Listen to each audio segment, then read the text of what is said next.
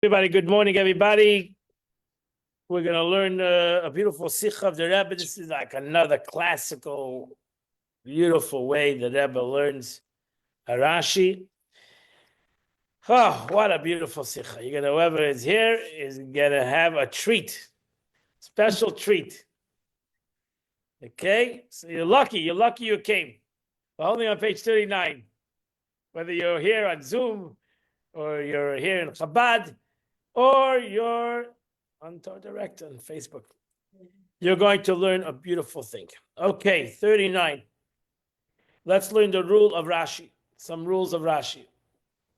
Number one, Rashi is not a moral and ethical guide for life. That's not what he came to do.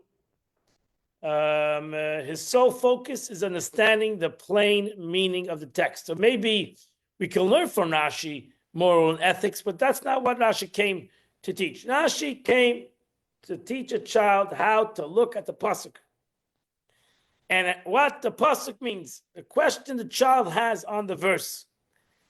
That's number one. Not that Rashi came to tell him what he should learn from the verse morally or ethically. If he wanted to do that, he would say it. Rashi, as Rashi says it openly, I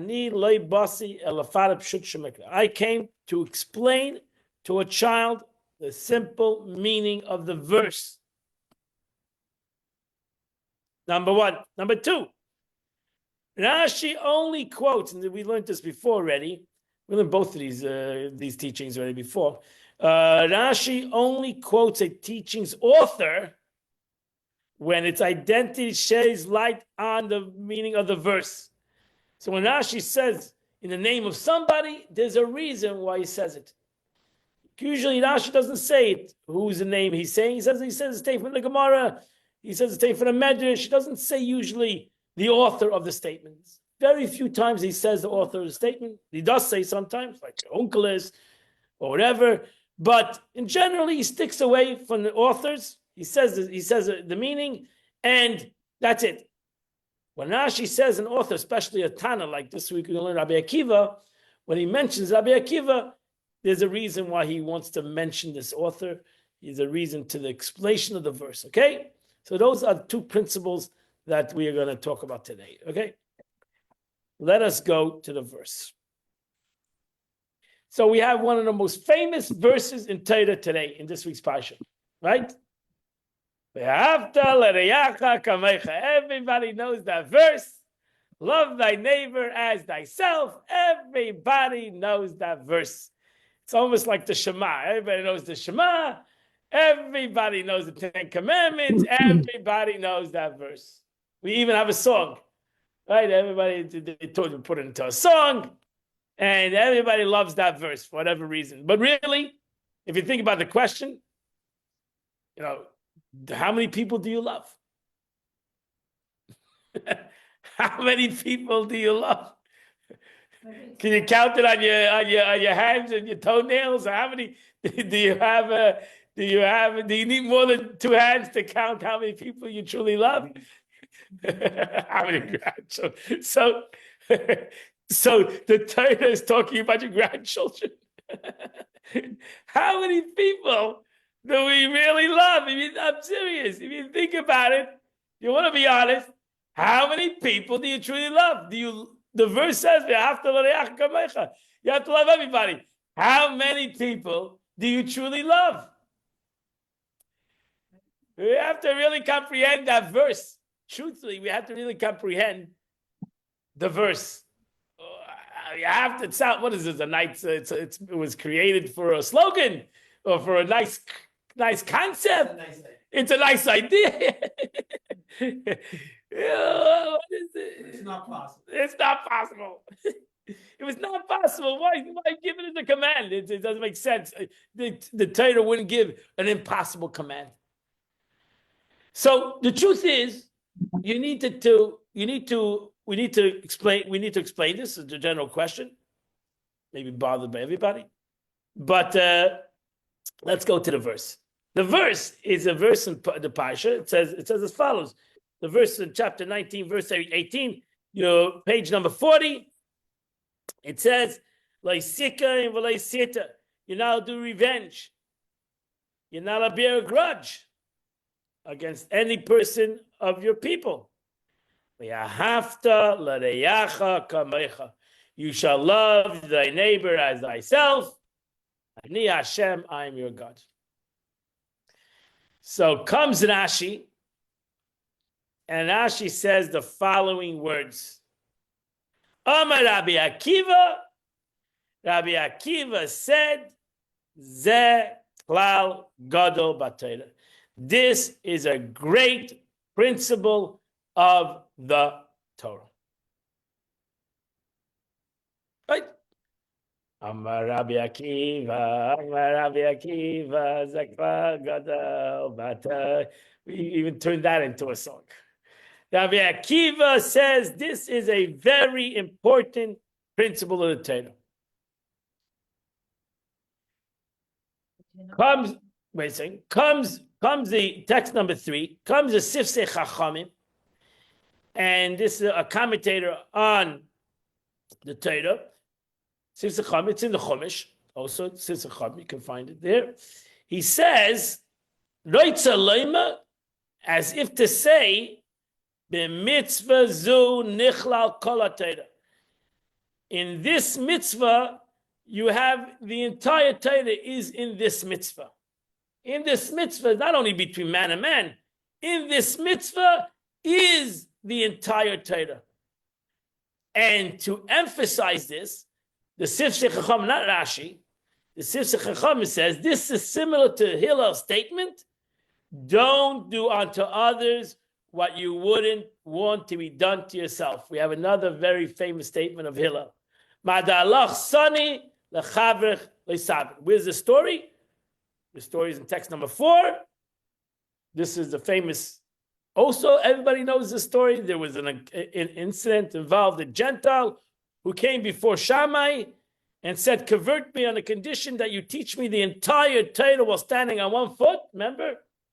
Shammai took the builder's cubit. The Shammai was a builder. He had a side job. He was a builder. And he took his measuring thing, the way he took it, he said, I chased the guy out of the building, right? And the same Gentile went to Hillel. Hillel converted him and taught him that which is hateful to do to you, do not do to another. That's the entire Torah. The rest is commentary. Go study. What a beautiful statement from Hillel. So Sifsei Chachamim says, what is the meaning of Zek? What is the meaning of Rabbi Akiva's statement? Zek klal gadol b'Torah. The meaning is that within this law of Anochi Hashem, I love thy neighbor as thyself, is the entire Torah. So in essence, the Sifsei Chachamim says Rabbi Akiva and Hillel actually mean the same thing. He's telling us that within this law, you have the entire Torah. You have the entire Torah.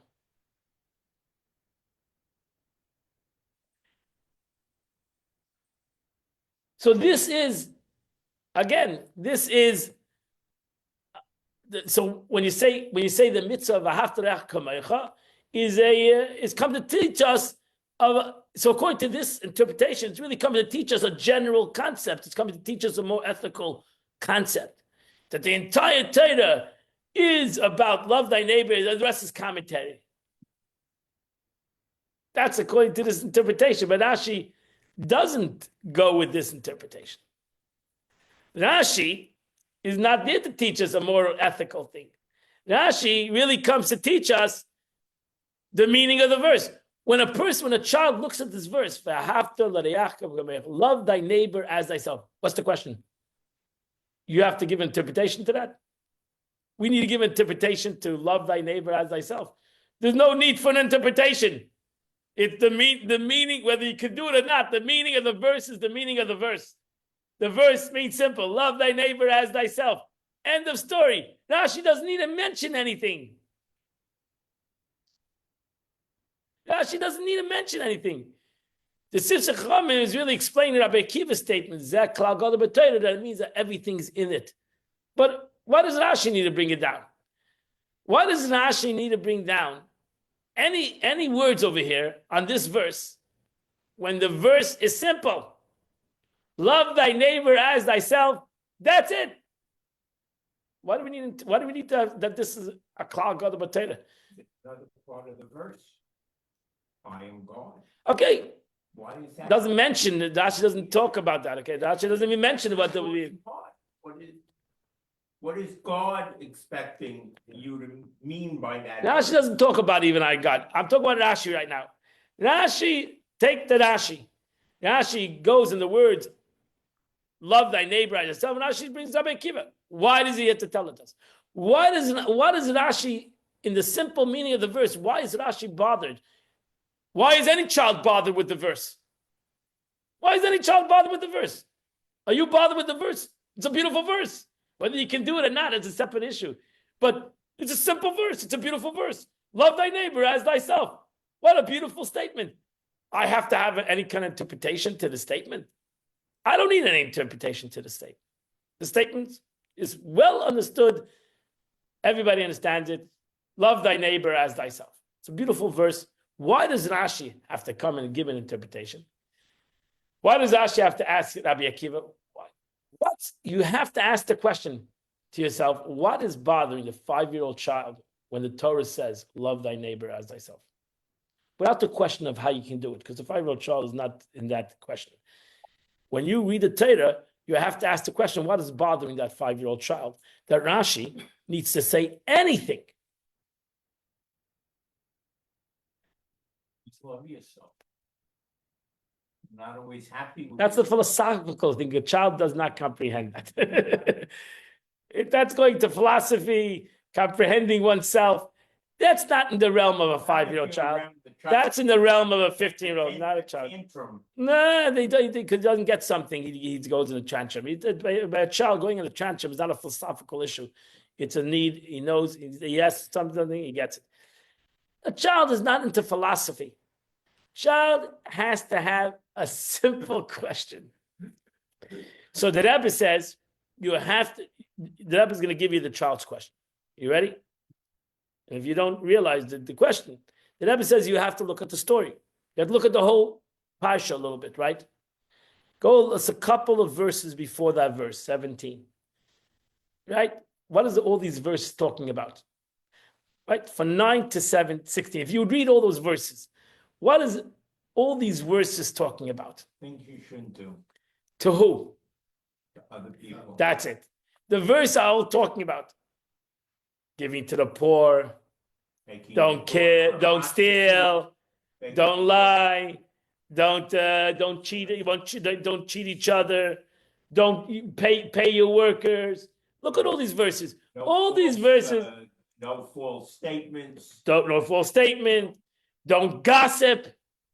If someone needs help, give them. Don't help. hate. All these verses are talking about basic things between one person and another person. So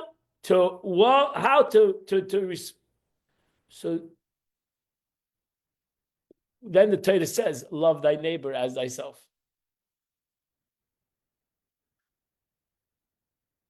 Like a summary. If you love your neighbor as yourself, you wouldn't do all those things. But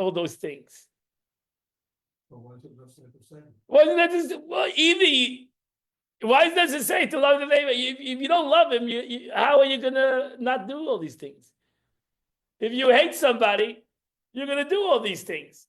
If you love somebody, you're not gonna do all these things. So why do we need to go to the 5-year-old child says to himself, I don't understand. I read 9, 10, 11, 12, 13, 14, 15, 16, even the verse itself, 17. I read all these verses that I need to respect somebody else. I need to not steal from somebody. I need to not even gossip about somebody else. I need to not revenge anybody else. I need to not even hold a grudge on anybody, somebody else. If I have love of somebody else, I'm not going to do all these things. You may still do those things. So doesn't the Torah sometimes? What do you make to do this? Then you don't love the guy. If there's a command, why do we need to command somebody to love somebody and not to grudge him? If I love him, I'm not going to grudge him. It doesn't make sense. The whole emphasis go on and gives examples of things, even though the generality is that you love them, but still you're gonna gossip, you may gossip again, you still may be guilty of that. Then you don't love them. It's true. That's it. Finished. You don't love them. It's a very simple concept. You don't love them. So if you do the mitzvah of love thy neighbor as yourself, you're not going to gossip. If you do the mitzvah of love, you do the mitzvah of love, you're not going to rip off somebody. How are you going to steal from somebody if you love him? It doesn't make sense.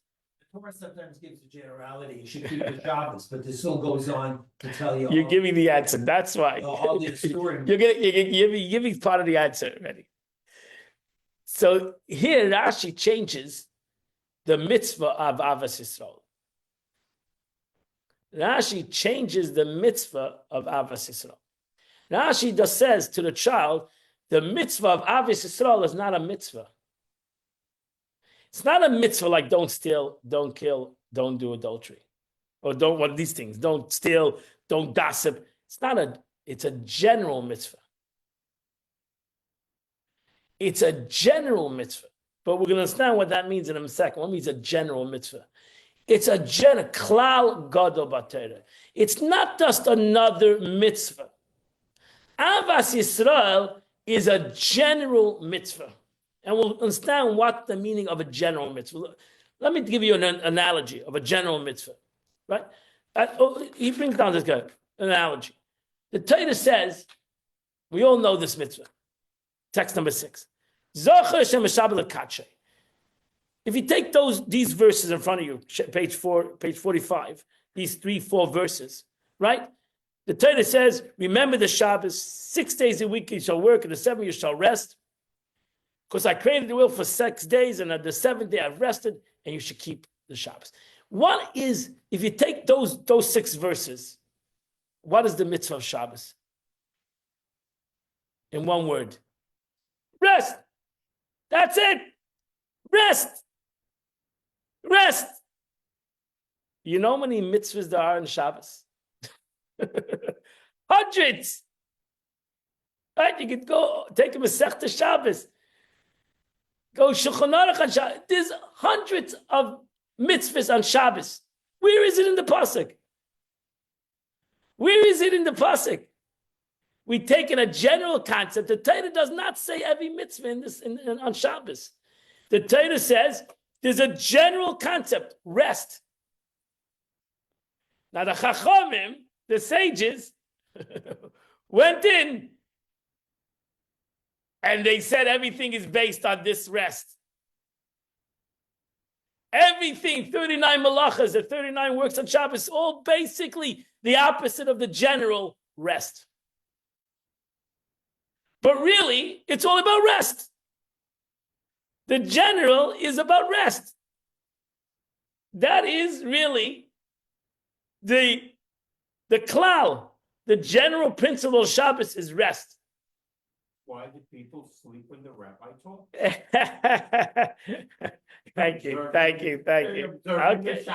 I have no problem. I have fully accepted. Hopefully, yes. So I'm helping them with the mitzvah. But that's the mitzvah. That's a general mitzvah. Rest. Everything that comes out of that mitzvah is the 39 malachas on Shabbos and etc., etc., etc. It's a vast tree of Shabbos. The Torah does not mention this vast tree, this vast concept of Shabbos, which to keep Shabbos is a very difficult process. It's not just rest. It's not just sleeping. Because really, the best way to keep Shabbos, maybe if you sleep all day, but that's not keeping Shabbos either. Safer. That's not, I mean, safer, but it's not, that's not keeping Shabbos. No. Because Shabbos is a vast concept of Shabbos. But if you look in the pasuk, it's rest. Look in the verse, it's about rest. If the Torah would give you all the details of Shabbos, you would have the Torah itself would be about Shabbos, and they will have to have another 5 books. So the Torah talks in a general, and then we go to particular. So too in this concept, now she says to the 5-year-old child, to one who's opening the Chumash, when he looks at this verse, it says, you shall honor you shall love thy neighbor as yourself. When you think about it, 2 seconds ago, you say you shouldn't steal, you shouldn't talk gossip, shouldn't do. So Rashi right away answers him and says, relax. This is not a regular mitzvah.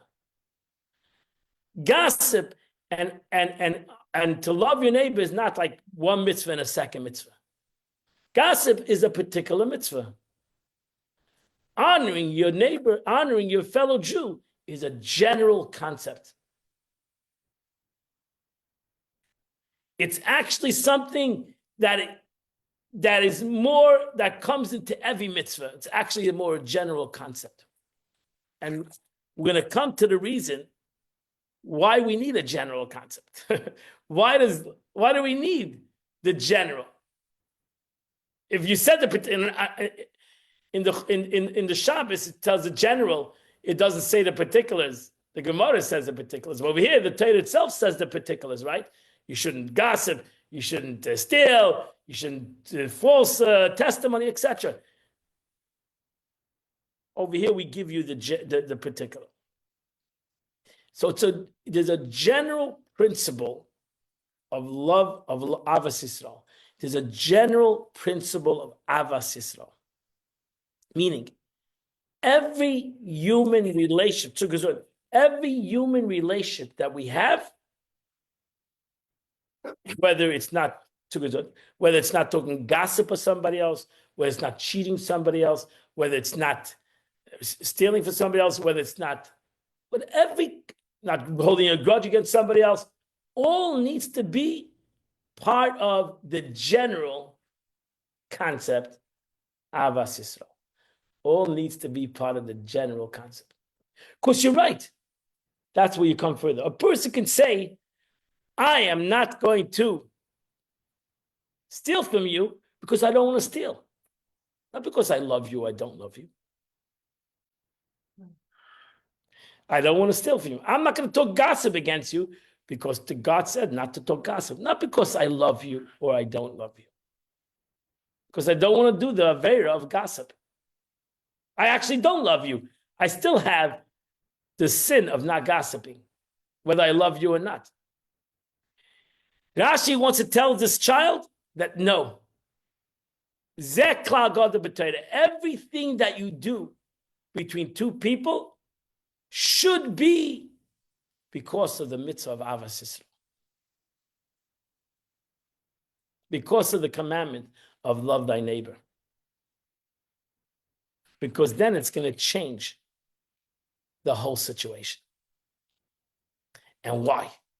Why does Rashi want to tell this child, or all of us, that if we understand this concept, that there's a principal concept, every mitzvah between two people has a general and a specific, and everything should be done through the specific, through the general.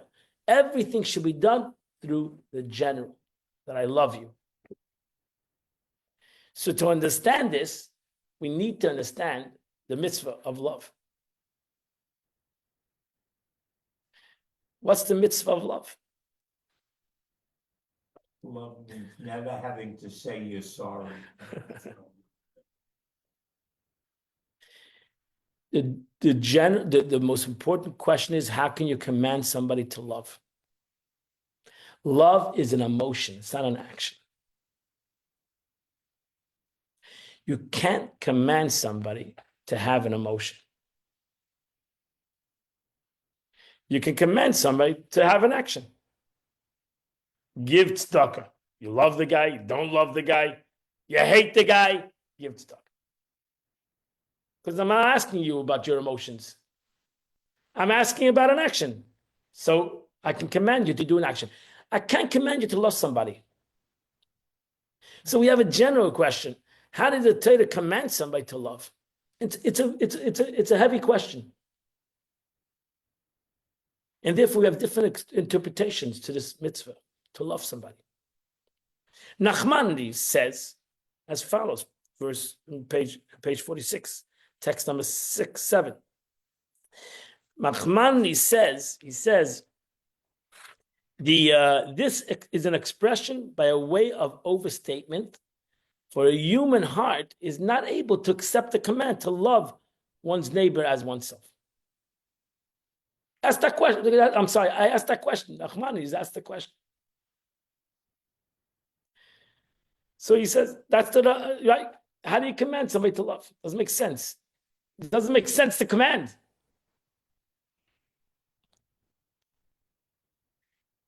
So this is the way one approaches text number 8. That the verse means is this: whether goodness and kindness you think you deserve for those who love you, do that to others.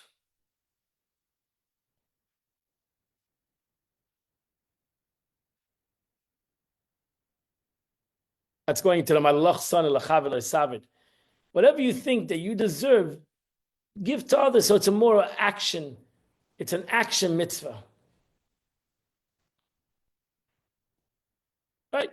If you think you deserve it, then think that others deserve it also.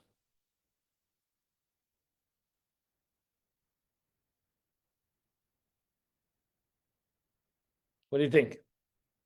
It's a big deal. It's a big deal. So it's more of an action mitzvah. It says, just like you think that you deserve things that people give you, so you should also think that others deserve the same way. They deserve to be given like you deserve to be given. One way of looking at it comes Nachmanides, here's Nachmanides, text him, I knew Nachmanides had something on this.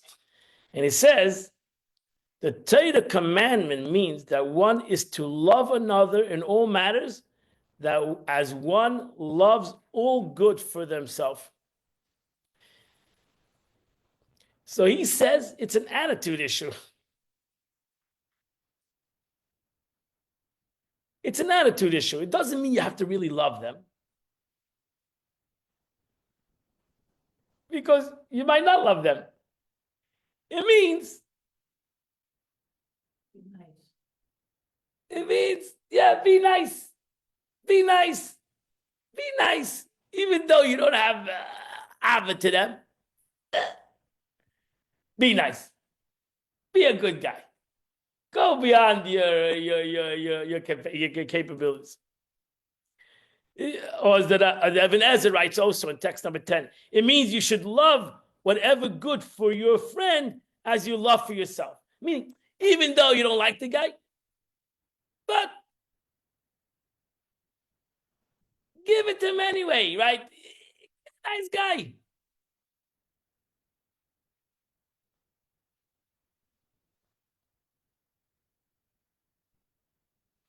For example, if I would say, I know somebody that I dislike is having a rough day, right? I know somebody, I dislike this guy. He irritates me. So I can have one approach, is just to make some cookies, whatever, and bring it over to him, right? So I brought it to him, the cookies. So according to the first interpretation, I did the right thing. But according to the second, I didn't do the mitzvah yet. I have to have an attitude change. I just cannot go and give him the cookies. I have to think about it, to say, you know what? I don't like the guy, but he's down. He's having a rough day. So I'm going to be nice to him, even though I don't like him. Maybe you can forget the idea that you don't like him. Just don't, okay, so you don't like him, but you don't have to make a big deal out of it. No, yeah, I gotta go do something nice to him. Not that the point of Avos Yisrael is, according to the Evan Ezer, I need to go and bring him the cookies. But I just didn't need to go and give him the cookies because he's having a bad. No, I need to go give him the cookies because I want good for him. Even though I don't like him, but I don't want it bad for him. I don't want him to be in a bad mood. I don't want to be. So I go and I give him the cookies. So I want to make him happy. I want to be happy. He should be happy. Okay, I'm going to give him the cookies. So make him happy. What? The first ones I would give the ones that are broken. And I did it. But the second one, no, I wanted to be happy. Broken ones, I not be happy. So, I need an attitude change. I need to make him happy. I should want to make him happy. Even though I don't like the guy, I want to make him happy. That doesn't mean I like the guy. That doesn't mean I suddenly have love of him. I don't love him.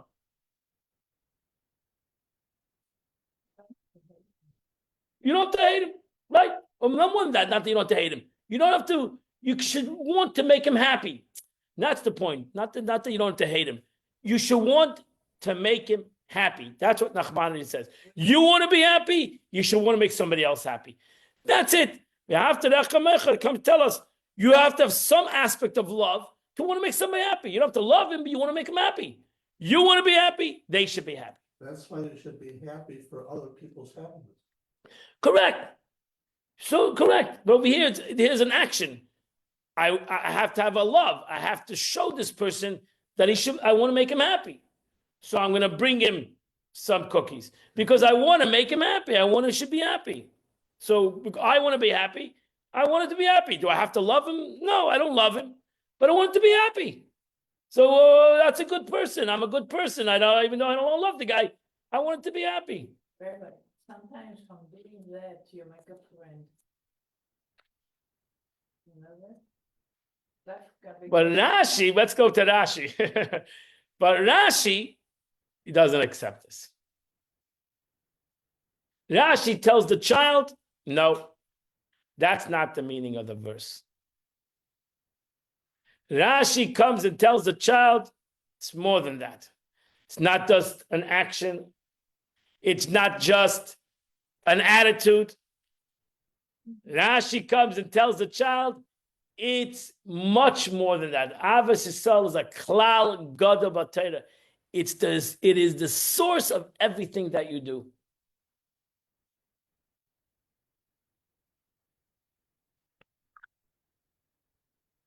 Yeah.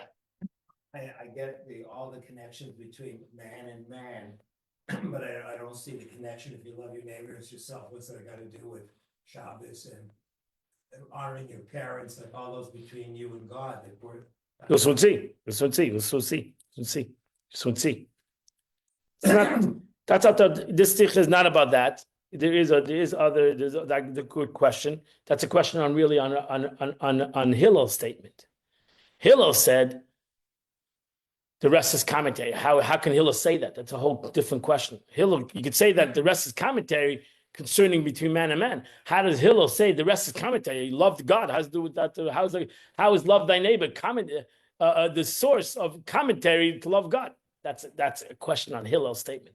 It's not a question really on Rabbi Akiva's statement, because Rabbi Akiva is talking about between man and man, really, and that's what Rashi says. This is a klal concerning between man and man, but it's also, you'll soon see, maybe ultimately also between man and God. But really, this Rashi is talking about between man and man.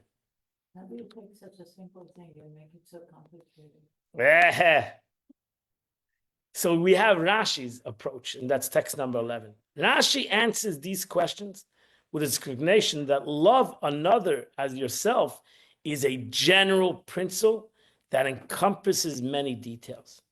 Since it's a general principle, that Rebbe says, it's understood that its principal fulfillment happens through observing the individual details. And that it starts with the commandment listed immediately before it. Don't be a gossip monger. Don't hate your fellow. Don't take revenge. And even before that, with the commandment, don't steal. Everything, all these commandments between man and man needs to be connected to that general principle of love thy neighbor as thyself. It's more than just an attitude. They're interconnected. Rashi, in essence, wants to tell us, that they're interconnected. They actually enhance one another. Just like the Shabbos. It's like the same example of the Shabbos. The Shabbos, the rest gives a meaning to everything that is after that rest, as the action give a meaning to the rest. Instead, just like Shabbos. Shabbos is a general to rest, like sasa malacha, don't do malacha. From that, we have all the particulars. They all give a meaning to the rest, and the rest gives a meaning to all these particulars. So too, Rashi says, love thy neighbor as thyself is the general that gives a meaning to all these particulars. Because if you're going to have the general, then all these particulars will be done in a total different way. And as the Rebbe is going to explain. You ready? This is all Rashi. That's why Rashi says Rabbi Akiva. Rabbi Akiva. Rabbi Akiva, famous rabbi, right? Famous rabbi. He was, he became he was from converts. He was for many years of his life. He was a troublemaker. Ultimately, turned into a great sage. Rabbi Akiva. Rabbi Akiva had many debates. He was in he lived in a rough time in Jewish history. Romans, under Roman rule, he was ultimately murdered by the Romans, Rabbi Akiva. So we have in the Gemara, text number 12a, we have an interesting debate between Rabbi Akiva and a Roman. Shalosh Shalad Trufas Harafas Rabbi Akiva. Cherunufus Rufus asked, this was a Roman general, Roman authority in the area, asked, he was trying to mock the Jews. That was his agenda. So he said, the Jews, look at the Jews. The Jews look at it, they're all loved by it. They're under the Roman rule. And if you were under the Roman rule, that's what the Romans did. They stepped on you, right? So basically, you're all a bunch of nobodies. So doesn't it prove that you're talking nobody? So he gave an analogy. He said, I will illustrate to you. This Russia, this evil person, tells Rabbi Akiva, I'll illustrate to you to a parable. What this is, I'll tell you what's happening right now, right? It's compared to a king of flesh and blood who is angry with his slave, and he puts him in prison. And in order that nobody should give him food and fed and drink, right? Nobody should feed him. And then one person went ahead and fed him. Chutzpah, right? The king, you're going against the king, right? You're going against the king. The king put this guy in prison, makes a decree, nobody should feed him, and you go and feed him. The king heard about this. Would it not be angry with that person? So the same thing over here. God has shown that you're in prison, and nobody should help you. Basically, you're condemned. You're lost. Rabbi Akiva was not a fool. Text number 12b. Rabbi Akiva said to Tinfus and Rufus, I will illustrate you an opposite to your different parable. I'll give you a different parable. To what the matter compared to a king of flesh and blood who's angry with his son.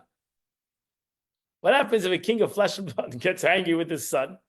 He puts him in prison and he makes the same command. Nobody should feed him. Nobody should look at him. And then one person goes ahead and feeds him. Thank you. The king is going to be happy. Listen to me. You didn't listen. One chacham didn't listen.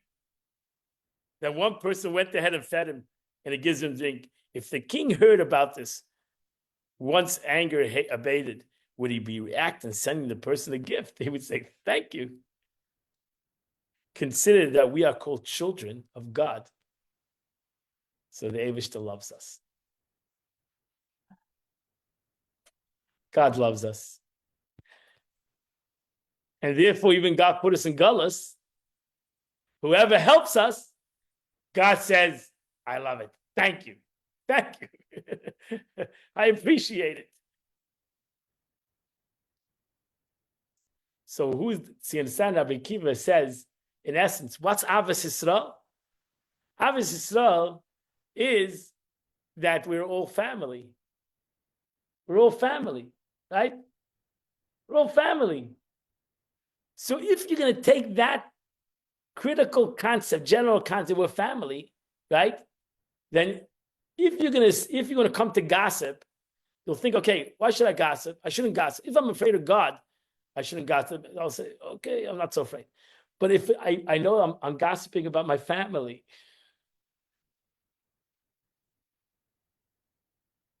who would want to gossip against his family? I'm stealing from my family. I'm lying about my family.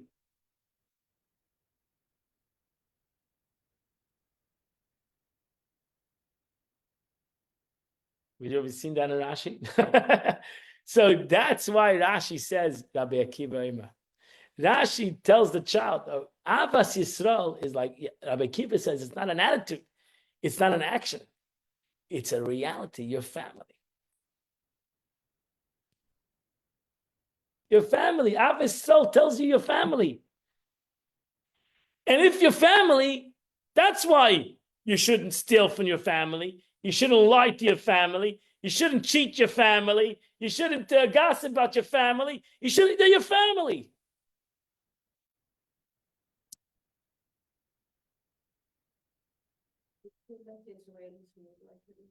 No, because we don't think we're family. That's the problem. If we felt like we're family, which we are family, then maybe everything that you would do, you would think different. That's why it's not just an attitude change. It's the way you need to live your life, your family. If you feel your family, then who would talk against the family? Who would want to announce that I have a bad family? Who would ever, you might have bad family. Who would want to announce you have bad family? And if you had bad family, who would want to announce that? Who would want to tell anybody that he had troubled family? Who would want to announce that? You wouldn't gossip. You wouldn't talk about another person like that. You would never do that because you're family. But make them feel that they're making the family better by what they're doing. Not they wouldn't do it in public. They would try to work with their family. They would try to help their family. They wouldn't try to condemn their family. And that's not normal. The passage is very much like Israelis. Okay, but they need to feel family to each other. We need to start feeling like family. We're family. That's what we keep telling. This mitzvah, that's what Rashi's telling us. Rashi's telling us, and that's why Rashi doesn't bring down Hillel even. Rashi just says, stay forward. That this is the entire essence of Yiddishkeit, that we are family. And that's why even between us and God is the same thing. Because we can't truly have a relationship with God if we don't feel like family. If we don't have Avos Yisrael. No father enjoys when children are fighting with each other. Treat God as well. That's right. So we have to treat the Eibush. The only way we can treat the Eibush as family, we treat each other as family.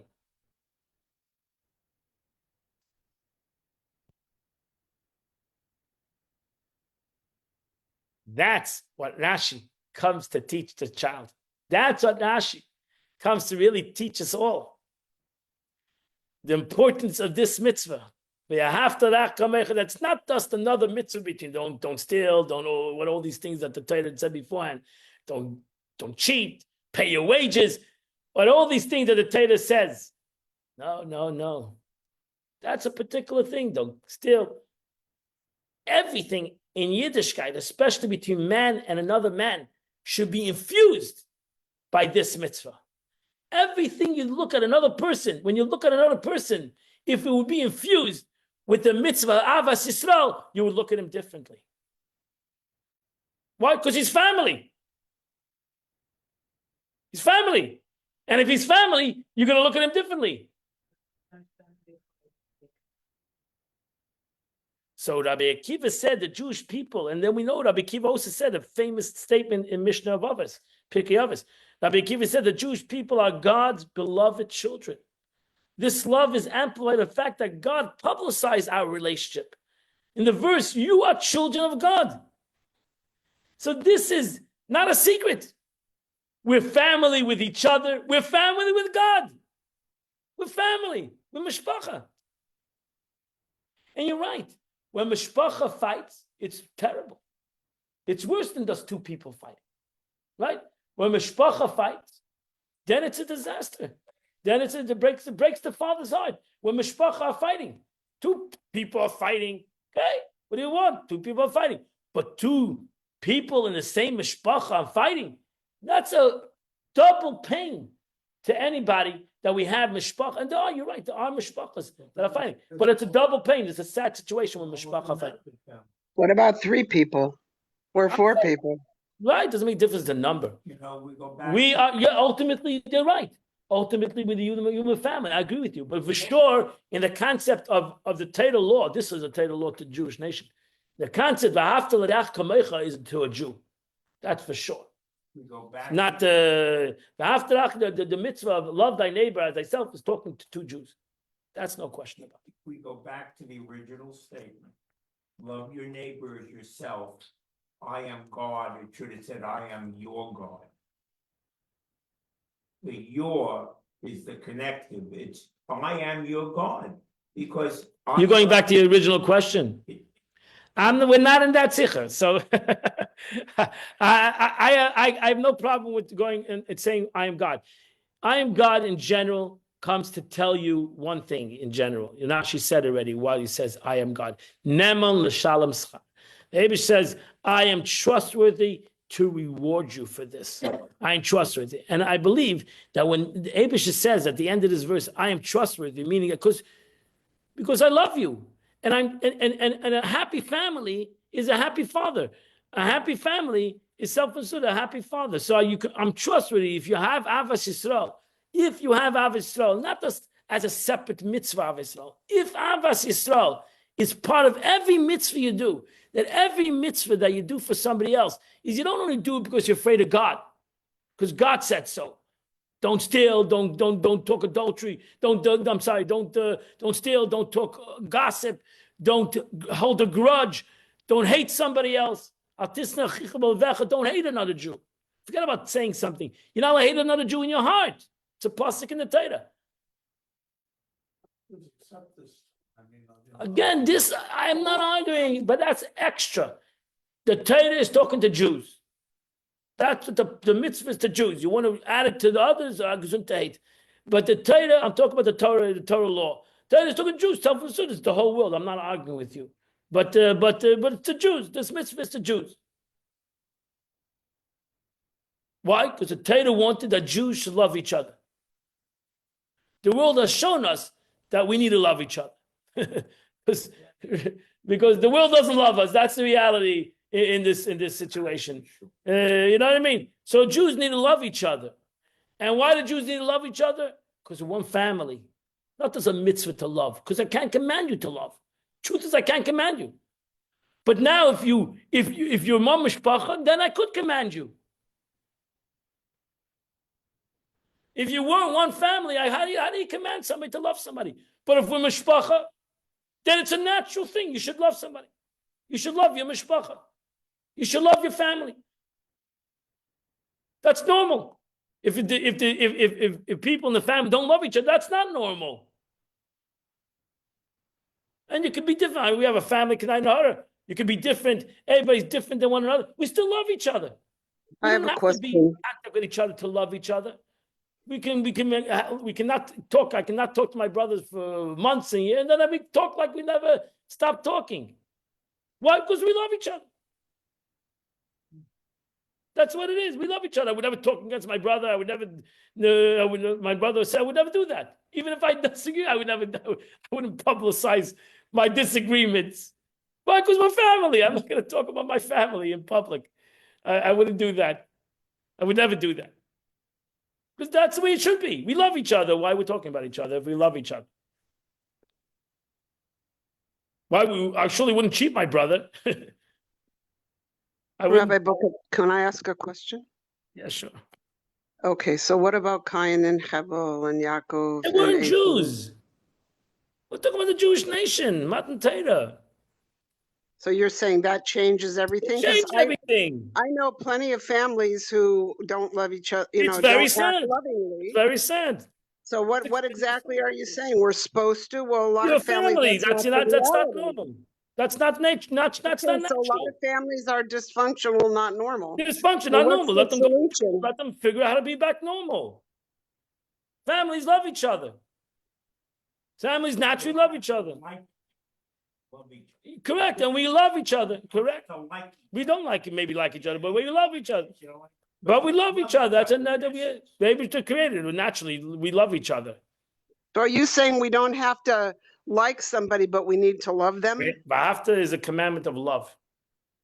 So Love what's thy it, neighbor. what's it look, so are you saying, I just want to understand, are you saying that if I don't like somebody, like I have somebody that they're Don't not get- nice to me. anything. No, You wait. don't have to like everybody. like what I said. You Okay, have but to wait, love let them. me ask my question. So, or let me just understand. So you're saying if I don't like this person, they're not nice to me. Whenever I deal with them, they're not nicer I am, the meaner they are. So, or the not nicer they are. And so are you saying that I still need to act lovingly towards them, but I am not required to like them? Correct. Is that what you're saying? That's what I'm saying. Got it. Gotta love everybody. And therefore, if you love everybody, you would never, even if you don't like them, you wouldn't cheat at them, you wouldn't want to hurt them, you wouldn't revenge against them because you love them. That's it. So sometimes even the Mishnah says, "Harchik mishachar ra," walk away from somebody that's evil. It doesn't change that concept. You have to love them. You have to love every Jew. Like the Rebbe would say, you have to love the Jew. You don't have to love his actions. Not everybody's actions is good. But the person, you have to love. The Jew, you got to love. And that's what Rashi comes to tell us. After the Rach Kamecha, comes Rashi and tells us, Amar Rabbi Akiva. Go find out who Rabbi Akiva is. Amar Rabbi Akiva said, because we're one family, because we're family, that's why this mitzvah is the entire Torah. Is a klal, is a general principle. Everything else comes from it. Because loving of another person is the most important thing. And everything, you would change everything that you did. It would change everything you did to another person to the good. And it would change everything that you want to do to another person that you wouldn't do it. Because you love him, you're part of his family. You're a family of every single Jew in the world. You would never want to hurt your family. You should never want to hurt your family. You should never you should always want to be there for your family because you're family. And that's what Rabbi Akiva comes to teach us. We're family. And therefore, it's not about attitude. It's not about even action. It's about what it is. What it is, we're family. Whether you like it or not. You can't choose your family, as they say. You can't choose a family. This is your family. Might be a dysfunctional family. Might be a crazy family. Your family. Shalom Aleichem. Welcome to the family. Welcome to the Jewish family. And we're all love each other. And therefore, we would never want to hurt anybody. We would never want to talk even against another Jew. And that's what you need to do. And that's the lesson. Look how the Rebbe looked at Rashi. I don't know how many people would read this Rashi and would come up with this interpretation. But this way the Rebbe looked at a Rashi and explained a beautiful Rashi to every single one of us. Have a wonderful and beautiful day, everybody. God bless you all. I love you all. And we're all one big happy family. Thank you so much. God bless you all. Oh, man.